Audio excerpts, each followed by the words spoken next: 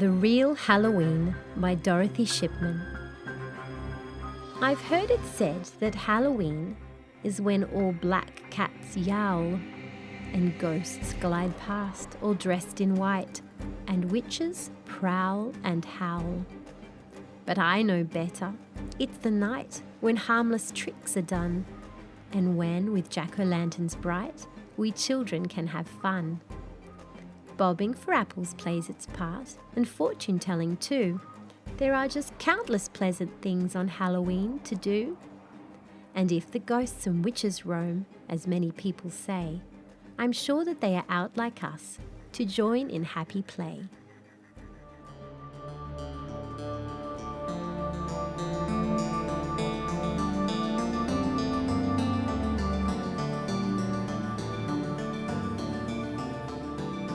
The evolution of trick-or-treating.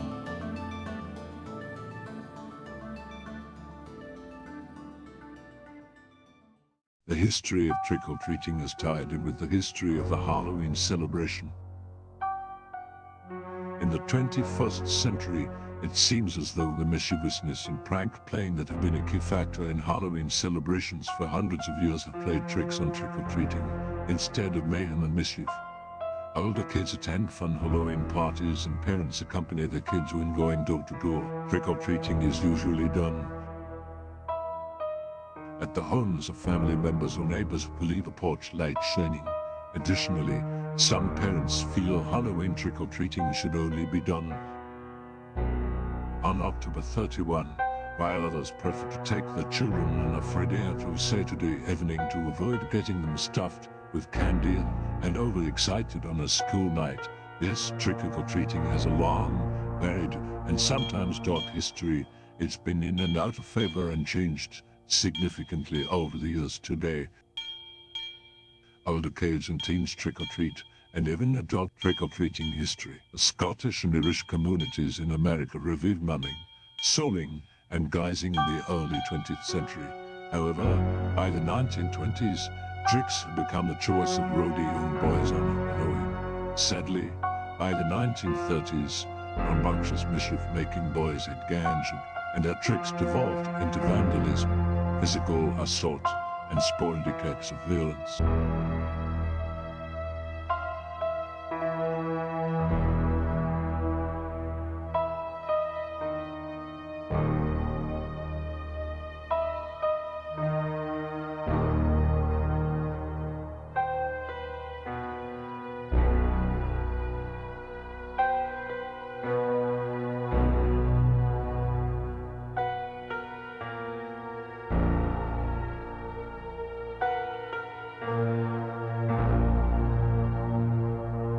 Lovecraft.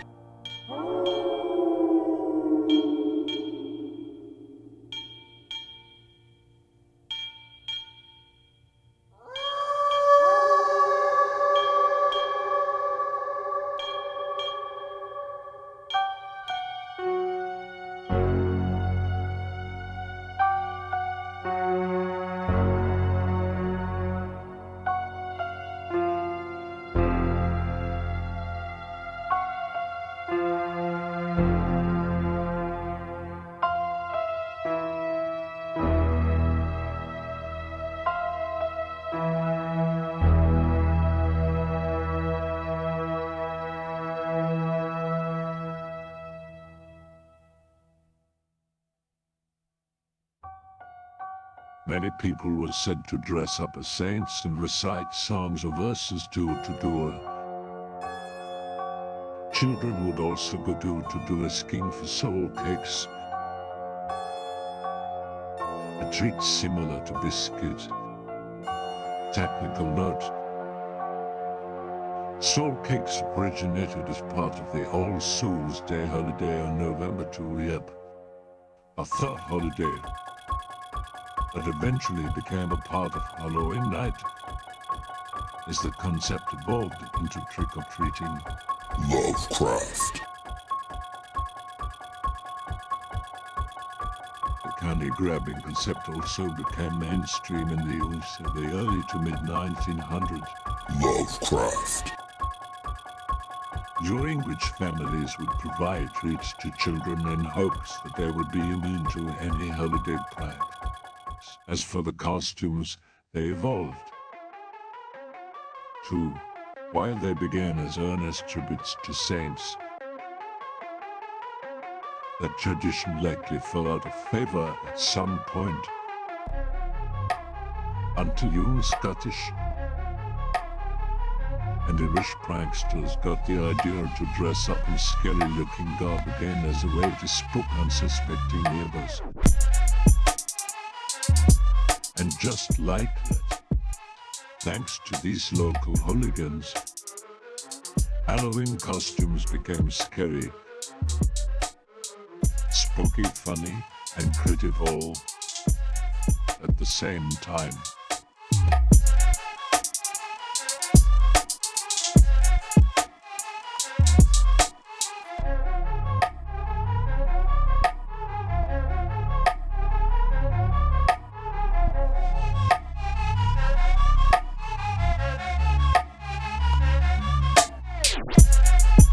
In the town of Blakesley, Arkansas, there was a house everyone knew was haunted.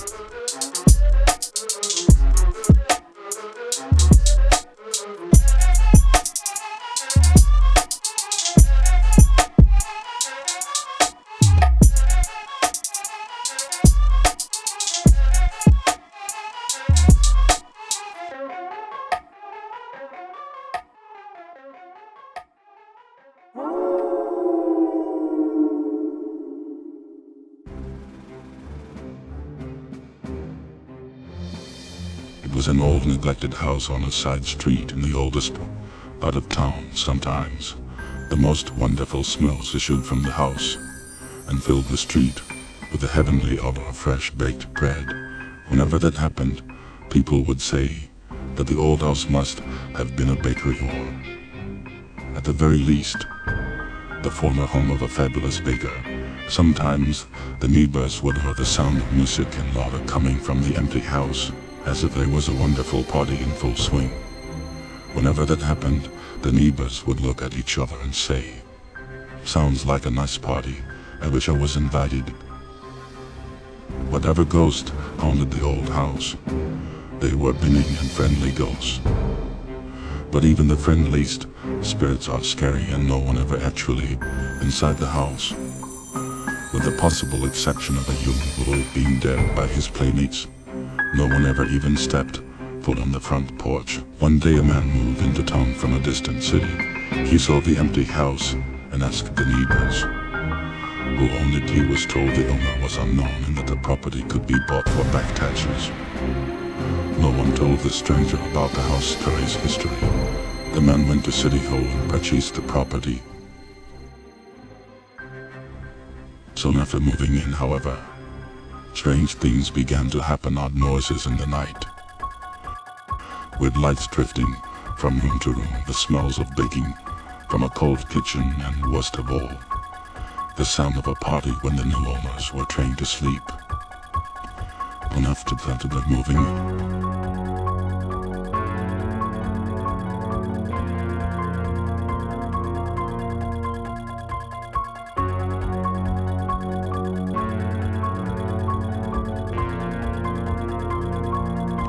After a few days, the man's wife declared that she could no longer live in so haunted a place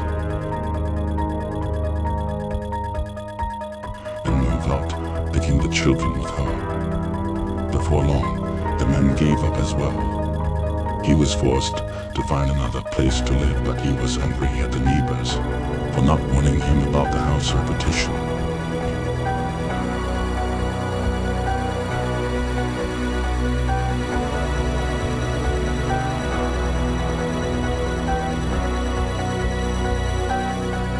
He was angry at the town board for not telling him that the house was occupied by ghosts.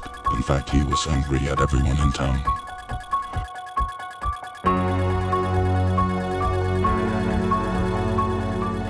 for treating him so badly. So he went to the mayor to complain and see if he could get his money back. The mayor refused, saying he never missed. So the man went to the pastor of the local church and told him his problem.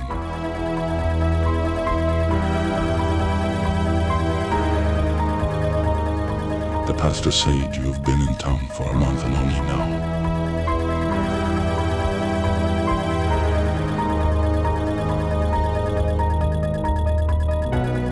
"When you were having a problem, do you come and see me? Well, sit down and tell me what's on your mind." So the man sat and told the pastor about the haunted house he'd bought.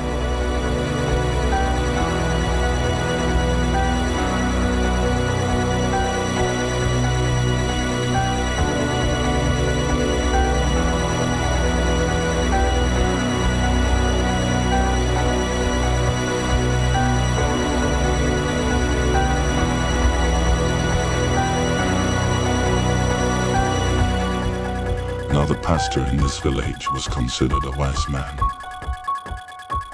set in his ways, conservative in his manner and beliefs.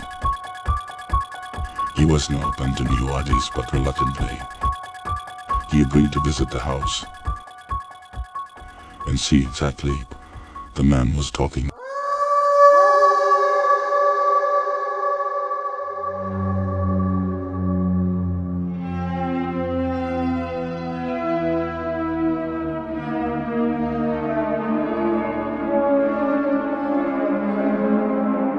Every year my dad puts out scarecrows in our fields because he thinks they're effective in not only keeping the crows out, but evil spirits as well, I guess. He's a little superstitious. The scarecrows he sets out are the same ones, year after year.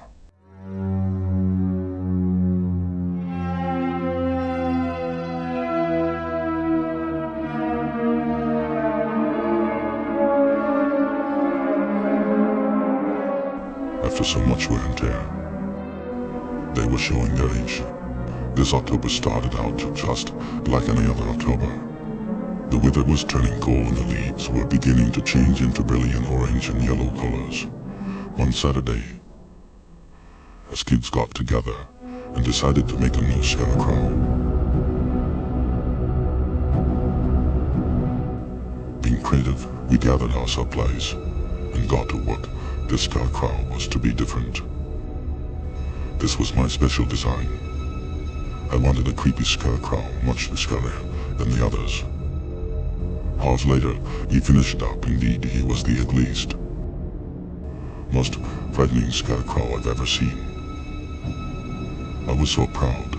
Mom called us for supper, so we planted the scarecrow out in the cornfield, where I could see it from my bedroom window. Not giving it any more thought, we went in and ate. Soon the wind picked up and it began lightning. No storm was forecasted, but it looked like we were in for a raw night. Where I got the wind picked up,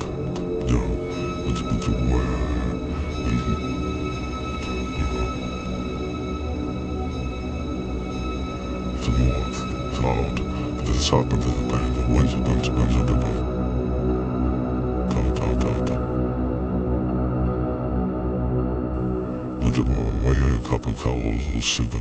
Like rain began falling as I went up to bed. I was worried about my new scarecrow, so I peeked out my window.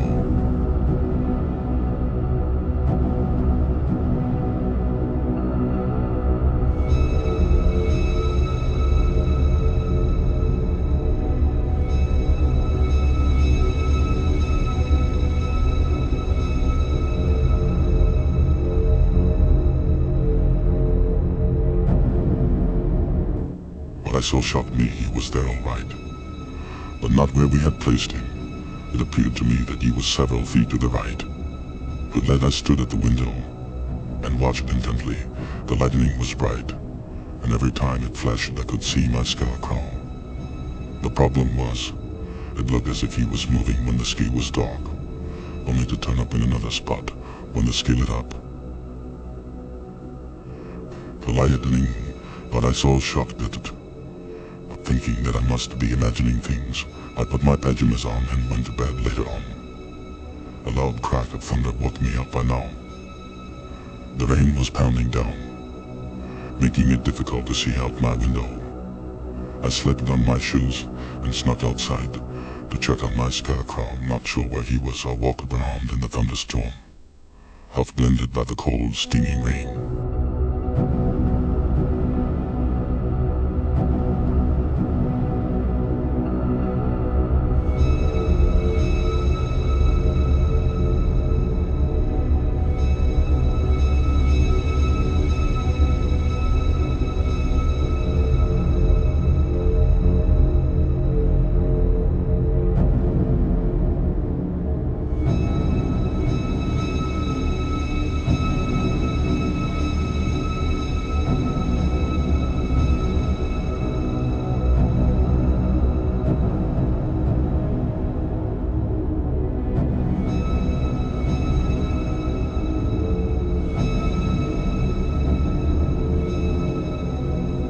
Clumsily, I stumbled over a fallen branch and fell face down in a patch of mud. When I looked up, there was my scarecrow glaring down at me. His eyes were huge and glowing red, tossing and turning the rest of the night. I woke up to bright sunshine and the smell of bacon. Not wanting to tell my parents what had happened, I sat quietly and ate breakfast. Anxious and apprehensive, I then went outside to look around. My dad was already looking for damage to the buildings, but I was looking for my scarecrow. I could see the other scarecrows, all in their visual places, but my scarecrow was nowhere to be found.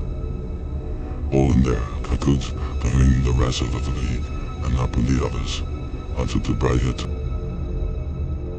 Full of confusion, I began crying, not because of losing the scarecrow, but because of poor, unadulterated fear. My father told me that he'd probably blow away and would be discovered in a field during harvest. I knew better.